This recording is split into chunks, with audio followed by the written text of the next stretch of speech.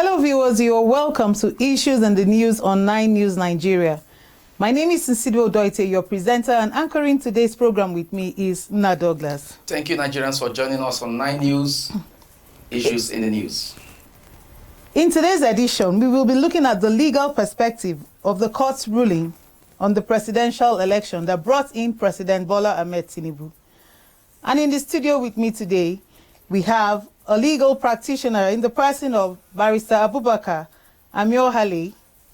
He is a human rights lawyer and a social analyst. You're welcome, sir. I hope I didn't do badly with your name. I expect you to do better. Amiohale. All right, thank you you, very sir. much. All the same. Thank you. You're welcome, sir. Thank you very much. In today's edition, Barrister Abubakar will be explaining those legalities that we need to know. You know, as laymen, we don't really understand some of those terminologies, so he will do justice to those terms for us. Viewers, before we delve into today's topic, let us listen to what Barrister Festus Okoye, the former spokesperson of INEC, said regarding the Beavers' transmission of results. Section 47, subsection 2 of the Electoral Act 2022 makes it mandatory that to vote, the presiding officer shall use a smart card reader or any other technological device that may be prescribed by the Commission for the accreditation of voters to verify, confirm, or authenticate the particulars of the intending voter in the manner prescribed by the Commission. So the use of the beavers is a mandatory provision of the law and is not an option of charity. The Commission does not have a discretion on whether to use the beavers or not. The law says that we shall and must use the beavers, and this Commission is committed to using the beavers because we spend so much time, we spend so much energy, and we spend resources in putting together the beavers. The beavers was developed by the Commission's in-house engineers as a way of making sure that identity theft is minimized as much as possible at our polling units. So we cannot spend time, resources to develop the beavers and then throw it away and say we won't use it again. It doesn't make sense. So the beavers has come to stay, and we are going to continue to use the beavers in all our elections. The Commission will also transmit polling unit level results in real time. The transmission of polling unit level results is also a mandatory provision of the law, as Section 64, subsection 4 of the Electoral Act has made it mandatory. We canvass for the inclusion of the beavers and the electronic transmission of results in the Electoral Act. We therefore have a responsibility to keep faith with our own innovations and at the conduct of transparent elections driven and propelled by technology. Viewers, you're welcome back to Issues in the News on 9 News Nigeria. Barrister, you're welcome. Thank you so much. Barrister, how do you see the tribunal's decision in favor of the incumbent president? Thank you very much, my sister. Personally, I happen to be at the camp of lawyers that profoundly appreciated this judgment from the tribunal for many reasons. And some of the reasons are that this is the first time in this country that we are getting a judgment where the justices, they took their time to address every issue that was raised in the petitions. Besides that also, they also took their time. I believe why they even did that was because of the wave of sentiment and the flood of the expectation that the people had. They took time to address every issue that is worthy of being addressed in that petition, in those petitions that they handled, as well as taking care of the expectations that were going to be disappointed, of course, which were now disappointed. They came out bringing out the laws mashing it with the facts and telling us how they didn't work. For example, I know many people have not read that judgment because it's a very bulky document. Even the electronic version of it, even lawyers as well. Myself, I'm still in the course of reading it. I've gotten to, I think, around page 40-something, 50-something. And as I read it, I can feel and perceive the care and the dexterity as well as the diligence which the justices put in. Now, the judgment is not based on perception or sentiment or popular opinion. It is based on the facts that are placed before the court and which the court looks at, applying the law and coming out with the decisions. Now, if you look at this judgment we are talking about, from the very beginning, I think from page 23, 24, 25, they begin to x-ray the areas where the petitions had problems. For example, the court is not known to go on a voyage of discovery. No court will go and begin to look for evidence to fill the gap that the litigant did not provide evidence for. And that is one of the problems that these petitions had. Sorry to cut you in, sir. Regarding this, the beavers, Barrister Festus Okoye still hammered on it. The results were supposed to be transmitted electronically. But how come there was a twist in the judgments?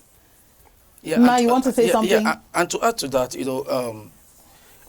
former spokesperson of INEC, Festus Okoye, made it very clear that it is mandatory, because it's not written in Greek or Efik language, mandatory, that election or results will be transmitted via the beavers to INEC server, which is also in fact, it gave Nigerians, because they spent a lot of billions buying this beavers machine.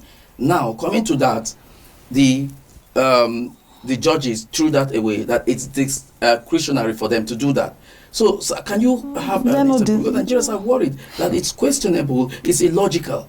Thank you very much. You see, however the number of times it is repeated, however the caliber of the status of the person saying it, if it is not the law, it cannot be used by the court. Now, if you go through the entire Electoral Act of 2022, okay, yes, sir, there is nowhere. We also addressed this issue before this judgment. There is nowhere where it is provided in that act that the results of an election must be transmitted in any particular way, especially the beavers, or electronically. What the provision says, I can't remember the section exactly now, but I think around section 30 something or 33 or something like that, I'm not very sure anyway, it says that the results may be transmitted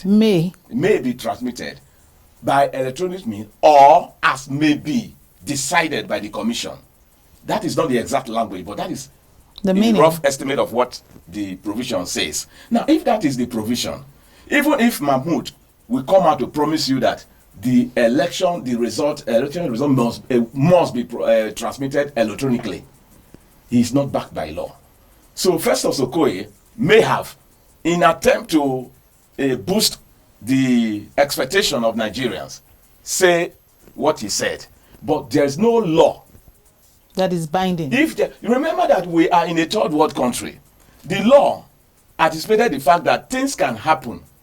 There could be failure of electricity. There could be failure of network, which usually happens a daily occurrence. These are daily occurrences in Nigeria. Now, the drafters of the act had this in mind, so that they will avoid making it mandatory that results must be transmitted electronically. Because if it becomes a mandatory provision, if you don't transmit it electronically, then you have run foul of the law. So the law provided that it may be transmitted electronically, or as may be determined by the commission. Barrister. So that is where we find ourselves.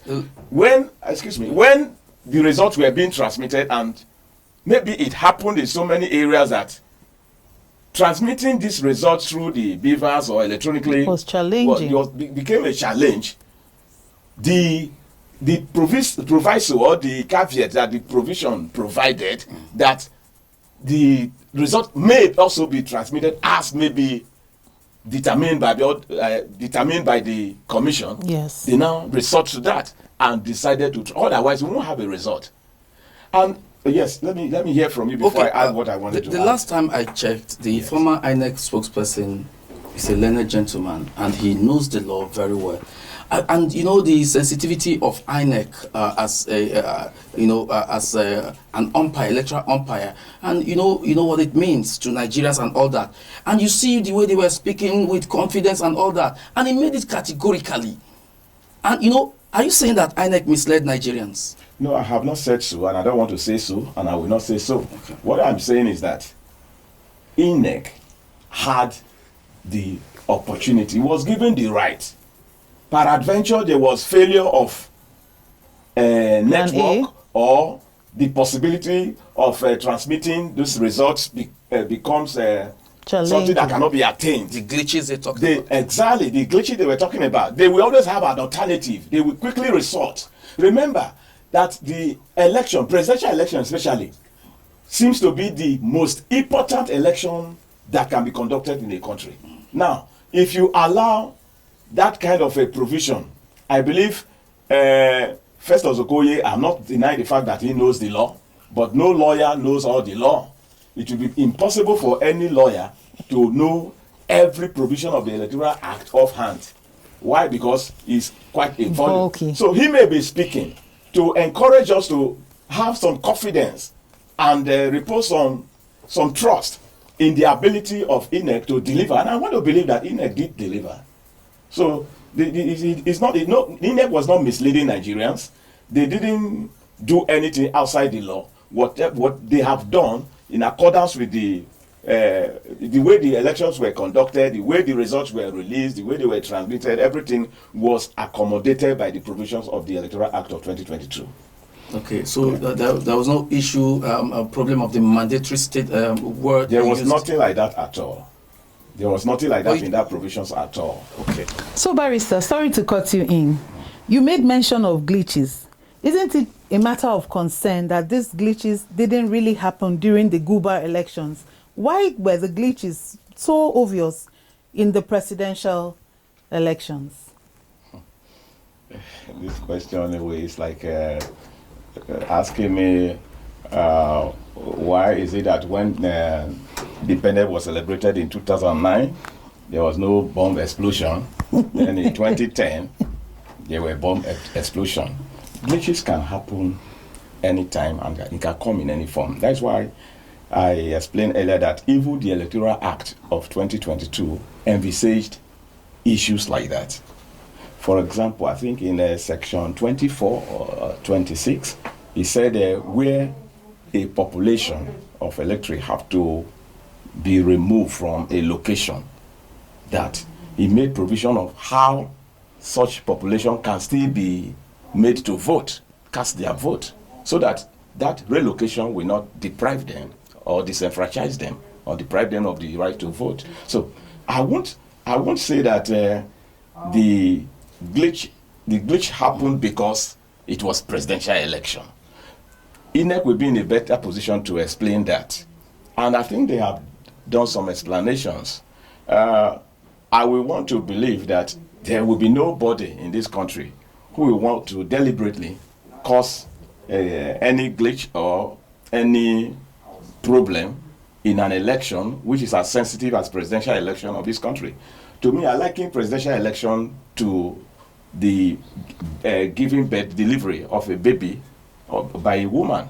That is the most critical stage of the life. Anything can happen. So nobody toys with something like that. And by the way, nobody knew who was going to win the election. If you toy with the election, the process of the election, and somebody you were working against now happens to win, you know what will befall you in the kind of third world country we are. So there will be vendetta and you will be suffer for it. So I want to believe that INEC did their best possible, but whatever happened, and they were still able to checkmate or maneuver and navigate to across the glitch they experienced. So I don't want to see it as a ploy like some persons we want to suggest. See, you know what is happening in this country is that some of us, thank God for my little knowledge of political science, which I studied, which is my first degree. I want people to understand that, look, democracy, like we wrongly want to perceive, is not a government of the majority of the people. It's impossible, especially in multi-party democracy like we have in this country. If you go and check the percentage of the votes, of the people. If you go and check the percentage, if you go and check the percentage of the votes that is acquired by the candidates, for instance, you will discover that out of the entire vote cast, assuming 100%, the percentage given that the president scored was 36.61%. Yes. Now, if you look at that of Atiku, it's 29.07%, and that of Obi is 25.40%. Now, it means that all the people that voted for Peter Obi, voted for Atiku, and voted for Kwakwanso, and voted for other presidential candidates, they voted against Bola Tinubu. So, at the end of the day, they discovered that the percentage of vote Bola Tinubu actually scored is just about 36%, 36.61 something percent, which is a far cry from the other votes compared to. So all these persons, they are not happy that their candidate did not win. And if all these persons are criticizing Tinubu or criticizing APC or criticizing INEC, it will seem as if the whole Nigeria are criticizing. That is exactly just what is happening. So it is not Bola Tinubu did not score the highest vote cast. He scored 36.61% of the highest vote cast. And what is 36? In secondary school or in JAMB and what do you call NECO and WAEC? That is F. Fail. But among the candidates, he scored the highest. Okay, Barrister, that brings me to the question of how many states do we have in Nigeria? Of course, we have 36 states constitutionally, and FCT, which is like a state. So when you bring in that yes, is it right or is it proper for us to say we have 37 states? Well, if you are not in a position to so say, because the Constitution is what says it. That one has been settled by the Constitution. Whatever the Constitution has settled is of no moment for anybody to begin to split hair over it. The Constitution said we have 36 states, and we have the Federal Capital Territory of Abuja, which is the FCT. And when you are calculating what the Constitution says, which people are making noise about, and I thank God the court have taken its time again to also pronounce on it, that look, when you are calculating the 24% of the 36 states that we have in this country, the 24% should be scored. When you are counting the number of the number of states that make up that 24%, you have to calculate. You have to take Abuja as if it were a state. Okay. Yes, there's nothing special about any state when it comes to cast of vote. Okay. There's no vote of any single local government or state that is more important than the other. Every vote is one vote. That's why they are counted. Yeah, but Barrister, yes, please. Still bringing you to this, the Supreme Court in 2003 adjudicated that a presidential candidate needs to score 25% in 2/3 of the states of the federation, and that must was written in capital letter, still score 25% in Abuja. Equally, in 2008, between Buhari and Yar'Adua, the earlier president of the Supreme Court was upheld, and hence Buhari petition was struck out. So how do we marry that decision and now? Sir, now, one of the problems we have in situations like this again is that every case has its own facts. Okay. And the judgment that will be ultimately rendered in each case will be based on the facts and the applicable law. Now, you see, one of the reasons why cases with similar facts get different decision could be how the facts are presented, interpreted, and maybe the present law is different from the previous law. Okay. Now, if you can have a good case, for instance, you go to court, but because of one mistake or the other by the lawyer, you lost the case. And you may have a bad case, and because of one thing or the other that may happen, you get victory. So now, the court cannot be hard to say that for a candidate, a presidential candidate, to win an election, to become president of Nigeria, must score a certain percentage in any particular region, be it local government, state, or zone. It is impossible. What the law says is that 30% is required for you to cross the Rubicon and become the president of this country. And once you get that percentage, well, however you get it, provided however you get it is in compliance with the provision of the laws, then you become the president of Nigeria. And obviously, Abuja was, or FCT was treated like a state. And the question is, why is it that Abuja doesn't have a governor, 3 senators, House of Rep members, just 2, and all that? Because that privilege, that advantage was not given to them. Does it mean that FCT is being cheated or what? Thank you.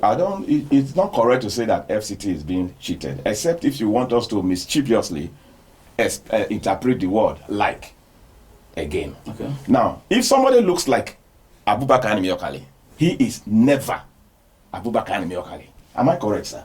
You're correct. You are. So, if FCT is like a state or should be treated Doesn't make it a state. It doesn't make it a state. It already have a status provided for it by the Constitution.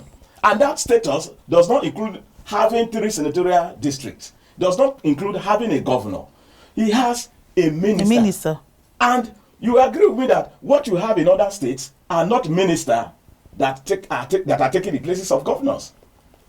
So it doesn't mean that when the Constitution say and FCT or FCT will be considered as a state, it now means that it will have all the paraphernalia, all the features, all the character of a state. It's impossible.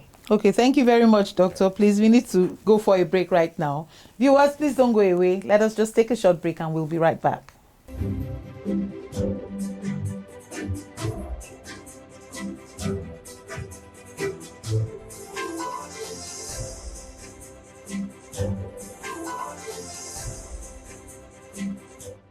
Hello viewers, you're welcome back to Issues in the News on 9 News Nigeria. We have been looking at the legal perspective of the court's ruling that brought in the presidential candidates who has already become our president in person of President Bola Ahmed Tinubu. And with me in the studio to do justice to this topic has been Barrister Abubakar Animiokali. Did I get it this time? 100% this time. Barrister, thank you. You're welcome. Thank and you of so course, much. my co-anchor, Nna Douglas. Yeah, thank you very much. Thank you, Nigerians. All right, Barrister, please. What is the impact of the tribunal's decision? What impact does it have on the economy of Nigeria and the stability of our nation? Well, I think in the Committee of Nations now, the world will know that we have settled and put the electoral crisis behind us, the litigations and everything. They know for sure now, the world know for sure now that Senator Ahmed Bola Tinubu is the president of the Federal Republic of Nigeria. No doubt about that. Does that have a positive impact or negative? Yes, I think it does. Anybody that is not sure of the sustenance of the policies that this administration had rolled out for now, have every reason to believe that they are here to stay. All the ministers appointed are here to stay. There's no expectation or any reason to feel that there could be a change of government. No reason to expect such thing. Are there no concerns about the transparency and fairness in the tribunal's ruling? I want to believe that whoever understands the law and the arithmetic of Nigeria politics and maybe the way, if you follow the way everything has happened, I don't expect any such person to have fear or doubt or have any concern as regard transparency. I think we have to be fair to the judiciary, the justices of the Presidential Election Petition Court. They demonstrated rare courage, rare legal sagacity, and they look at Nigerians in the face and deliver the judgment the way it should be. I think it's a rare courage that we should salute. Anybody that understands the way politics is played in Africa especially, we appreciate this judgment, and we feel that we agree with some of us that Nigeria has just be catapulted into stability. Okay, Barrister. In this case, the opposition is not yet done. They have taken it to the Supreme Court. Should the APC be G3 at this moment? Well, like I commented on that initially, I'm expecting it to be like this, that the judgment that happened now at the tribunal is the most beautiful verdict that the opposition can get. What do I mean by that? Now they get little tips or fines. Off there, I'm expecting them to be heavily fined. Why? One, it is wrong for a lawyer to see that a case is bad and still urge the litigant on to pursue the case. And that is one. Secondly, it is also wrong for a lawyer not to put in the best of his ability, intellectually and otherwise, in prosecuting his client's case. So, when we look at the petition, we saw some areas where the lawyers did not do their best. Maybe they were carried away by You mean the opposition lawyers? Yes. Maybe they were carried away by the sentiment, the wave of settlement, and the current of settlement that was, in the society, the social media courts, and so on, and they feel that it's a walkover. They took the court for granted. But unfortunately, you see how the court pick holes in the petition. In short, I expected some of them to be ashamed. But I want you to put Nigerians just to enlighten Nigerians on the issue of subpoenaed witnesses that the court did not even take a look at. The subpoena, witnesses subpoenaed. Yes, or the subpoenaed witnesses, the ones that the court struck off. But at the end, I think it was not recorded. See, the problem is that legal proceedings requires so many things. There are ways. Look, the law took care of everything. The law has taken care of how to do everything you see happening in court. And there are so many authority decisions that where a statute has provided for how a remedy should be sought, or how a proceeding should be conducted, or how you should approach the court. If you employ a different means of approach, you are going nowhere. But the same law most times have various meanings. Well, how do we marry that? When you say the law, like we should deal with one or interpretations. Exactly, so that we will not go into a kind of goose chasing. Now, if the law has provided that before you file a petition, make sure you gather all the evidence that you are going to rely on, as in documentary evidence and so on, audio, whether visual, audio, everything. And it says that you see that even as to time within which any particular step should be taken, the law provided for. And if you miss that step in that electoral proceedings, for instance, there's no room for extension of time. Now, you can now fail to do what you're supposed to do at a particular time and begin to blame the court for not extending time for you. Now, if the court says, provide all the evidence, all the documents that you want to rely on, and you didn't feature them like it is reported in that judgment at page 24 or thereabout, all the forensic evidence and the spreadsheet that they pleaded, they said they will upload them. They were never done. They were never uploaded. Nothing like that happened, and they listed them as some document that have been uploaded. When a lawyer begin to behave like that, what you didn't add in a document for the court, you are listing it as you added it. What kind of thing is that? How do you expect the court to feel? So those are the areas that we may not be privy to know, but we are outside just following the bad wagon, criticizing the judgment because it didn't favor us. When two people go to court, even when two people contest for anything, one must win. And the fact that one must win, that means that the other must lose. So I've never known any judgment where two rivals go to court, the two of them win at the same time. So we have to accept the fact that the judgment will not be good or sound or meritorious only when it favors us. like somebody asked, I don't know whether it is the Minister of FCT, he said when the P2B was restored as a governor then by the court was good. But now that the court is saying that you don't have what it takes to upturn this judgment. But for now, most Nigerians will tell you that the case of Anambra during P2B's time was totally different from now, because there are so many things that were brought, many petitions that were brought before the Honorable Tribunal. Now we're talking about the drugs forfeiture, the 460,000. No, a lot of people are saying there can't be a forfeiture without a crime. Now, Section 137 of the 1999 Constitution said anyone fined for any offense involving dishonesty or fraud, either civil or criminal, is not qualified to be president of Nigeria. How can you reconcile that? Thank you very much. First of all, there are two issues in that case. Then again, you have not stated the law exactly the way the provision says it.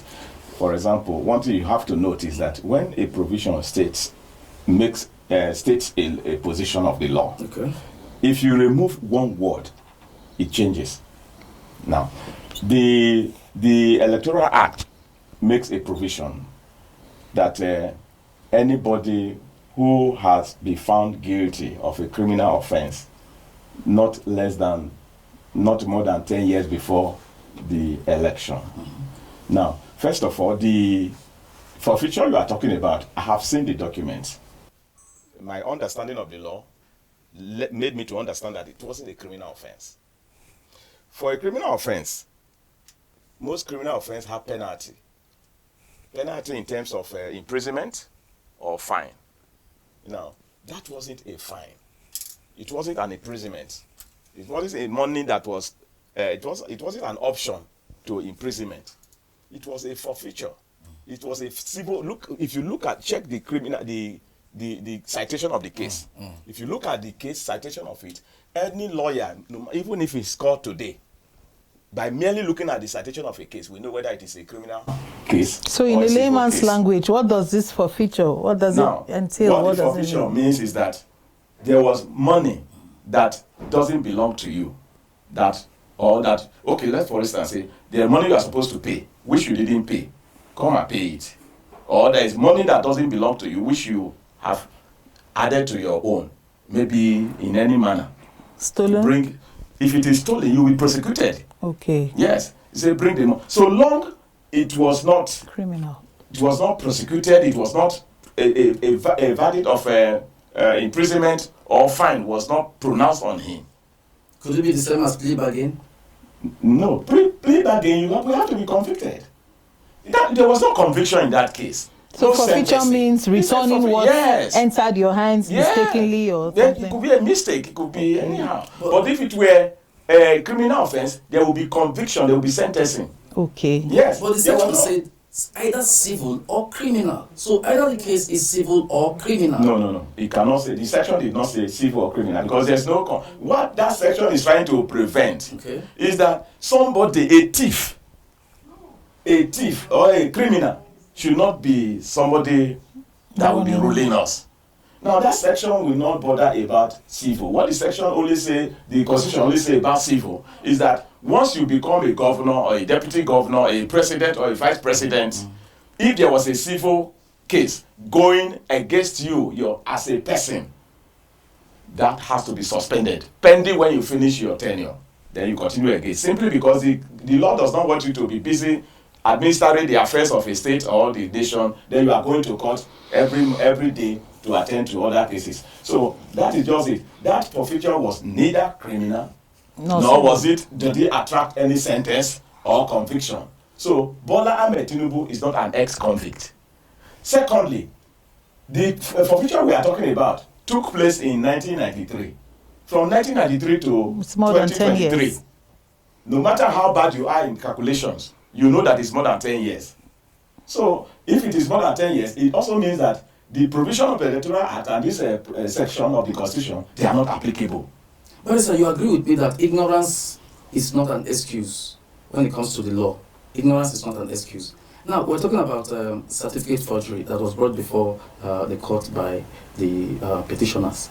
Now, we're talking about it. Even the President Tinubu admitted that there was error. There was error by University of Chicago. There was error and everything. And ignorance is not an excuse to the law. And you marry it with the judgment and all that. Don't you think that the judges or justices erred?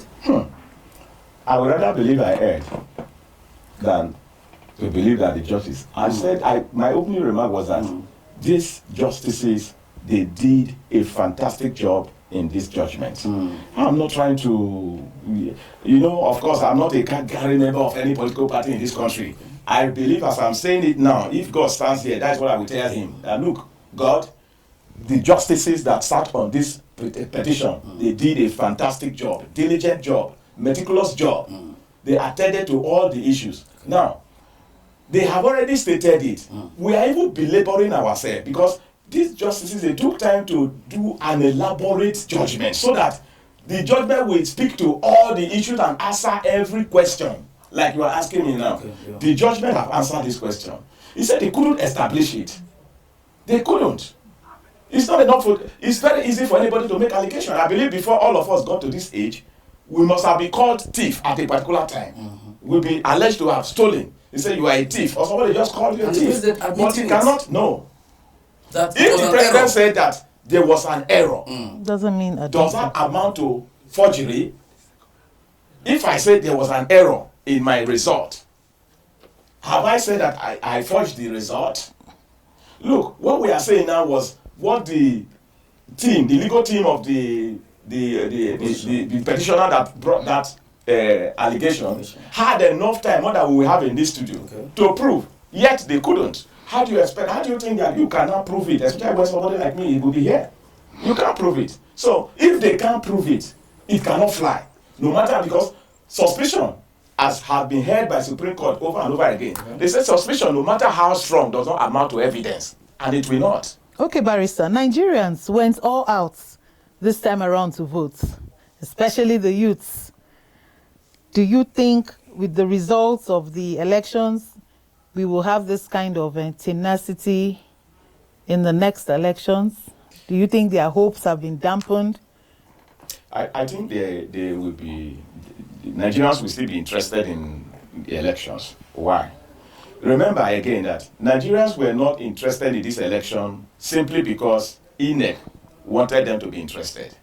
Nigerians became interested in this election because of the personalities of the candidates. Nigerians were kind of tired of PDP and APC, and they wanted to... A better Nigeria. They wanted not a better Nigeria. We all want better Nigeria. All the political parties and all the candidates, they wanted... I've never heard of any candidate that says, vote for me. I will make Nigeria bad. No, they all preached and campaigned that they want to bring about a better Nigeria, even though in different languages, different terminologies. So they all came out. Now, what I foresee is that, Nigerians again, we permit me to say we easily forget.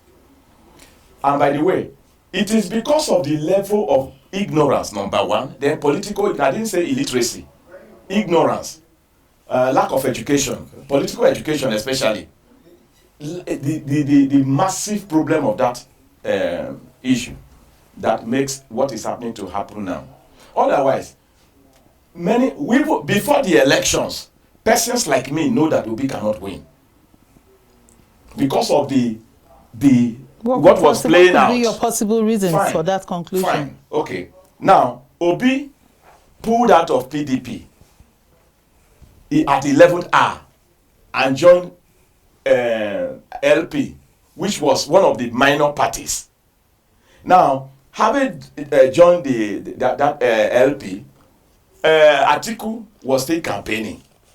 Now, ordinarily, Obi is from, we have three major ethnic groups in Nigeria. Call it the Hausa Fulani the major one, then the Yoruba and the Igbos. Out of these three, the Igbo is the least populated. Now, secondly, the Igbo is the least politically active people. Okay. Then anybody can argue this. Again, the Igbos, that zone southeast of the Obi, has the least preparation for election because remember IPOP activities in that area. Okay. Now, when all these things put together, you have even the south and southeast that would have been Obi's and catchment area. You have pockets of PDP there. But he won in even states that are not. That is not it. Lagos, But what did he do in other areas? Look at the percentage he got. 25%. Where will it take you? 25%. When Tinubu was scoring 36%, 36.7. When Atiku was scoring 25%, 29%. But So Peter Obi you will disagree with you. and that again, it was shortchanged. excuse me, Peter Obi came to the scene quite late. Atiku is a known face in Nigeria presidential elections. Okay. Am I correct? He's very regular. Tinubu is a sagacious politician. He has been working this thing all this while. When he declared that he want to contest, you see That the it people is that turn. you see it is his turn. Emilocom. Milocom. And by the way, life is on the turn by principle turn. of a Milocom. There's not evil twins don't come out at the same time. That's true. So it is just like that. I look at it that well, and you see that I predicted based on the political arithmetic that I understood this country to have that Obi is going to come out distant third. Although he come out third, but not distant third. I understood that he was going to come out third.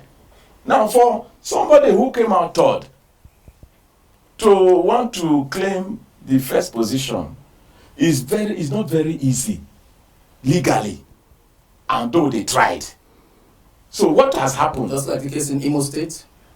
Well, like you said again, what I said before, that every case has its own facts and figures. So what happened in this presidential election, we have to address the facts and not begin to drag in other facts that may not be applicable or that were not present in the scenario. Okay, Barrister, time is never enough for us. What message would you like if you had an opportunity to speak with Mr. Peter Obi or send a message to him? What message would you like to give to him? Because you agree with us that the country is sharply divided now, as we speak. Well, Nigeria has never been, one of the problems I observe in this country is that we lack integration. There was never a time we have been integrated. If I have my way, It's worse off now. it is always been going worse, just like the economy. Many things in this country have been going on. If I should have Obi walk into this office now, I will tell him something. That the region he's coming from, the southeast, have not worked enough for their political relevance that they deserve in this country. For instance, the longest standing separatist ideology in this country is in the southeast. Okay, so, and Nigeria, we suspect, I'm sorry to say this anyway, but it's the truth. We suspect ourselves. The Hausa suspect the Igbo suspect the Yoruba, just like that. Mm-hmm. So, if you are coming from that kind of politics, there are so much work you have to do. You see that the arithmetic of Nigerian politics is this. Southwest plus North equals to victory. So basically your message to him would be that he should go back and do his homework well. And if he's going to stay, if I were Obi, then I would leave PDP. Because PDP hold more promises for Southeast presidency. But PDP wouldn't give him the ticket. Yes, it's not. When you come with desperados, like political desperation, like Atiku, who haven't seen... I'm even thinking that this is beyond party. Seeing Buhari finishing 8-10, you still want to run. Look, the problem Obi had was Atiku. It was Atiku that capsided Obi's boat. Otherwise, that's why I like the way the minister of FCT now, head onto is gone. That look, you can't hold the presidential candidate and also hold the what chairman. message would you have to obedience? The obedience. And the youths of Nigeria. Yes, to the obedience first. As a whole. Obedience, their approach is too hostile. Look, that person, somebody does not agree with you, doesn't make him a stupid person. Hostile? Yes. Is that not a harsh word? Yes. I No, think it's not, it's not. I think they are expressional. The people that have insulted us most. Who are the When I us? say us, political analysts, and anybody that dare to be neutral. If you dare to be neutral, I know it's like my friends are obedient. So now, to the obedience, they should calm down. No, You I'm not. can't- Did you just say we're obedient? No, we're just. It's a suspicion anyway. No, You no, say no. that. Okay, you said Well, Nigerians are suspecting each other. We are media practitioners. and you know, Okay, we I'm speak the suspecting- mind. you say I'm a Nigerian. I have to suspect you because of the obedient. But So I'm now- not I'm not suspecting you. suspecting you, see. Are you sure? No, I'm not Well, suspecting Thank you. God for that. I Nine withdraw News my doesn't suspicion. suspect. Okay, so if to the obedience should calm down. See, Nigeria politics, you have to kind of pet the electorate to win their votes. There is enough good messages to be sent out there from the camp of Obi. Fantastic messages that could be sent that will be embraced by Nigerians, that the electorate. Now, if they can start now, nothing can be too early started. If they can start now, begin to work on the marketability of Obi, and let Obi, if he's going to remain in Labour, let him remain there and work on Labour till 2027. And finally, to Nigerians. And to Nigerians, this is the only country we have. We don't have another one. Democracy has come to stay. We must not win all the time. My candidate must not win, just like your candidate must not win. Let us be patient. Let us align and support the system and build a better Nigeria. Nigeria is going to be one of the most And to the government of the day, with which we have so much confidence in. Well, the government of the day, Mr. President and the National Assembly members and all the ministers and everybody in this government, Nigerians are suffering. And love and suffering don't dwell together. We can't love, we find it difficult to love this government or love this country if we are suffering. So let the government do something about the suffering of Nigerians and let it be done as soon as possible. Thank you very much, sir. It's been a wonderful time here. Thank you so much. Thank you for coming. I'm grateful. Viewers, you have heard the legal perspective. I hope Barrister has been able to do a lot of explanations to those things that you didn't understand before.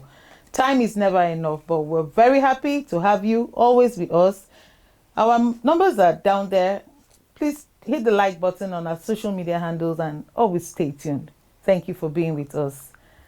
My name is Nsidbo Doite. Co-anchoring has been Na Douglas, and we have had in the studio Barrister Abubakar Anyemo. Can you complete it? Anyemo. Anyemo Hale. Thank you very much, viewers, and goodbye.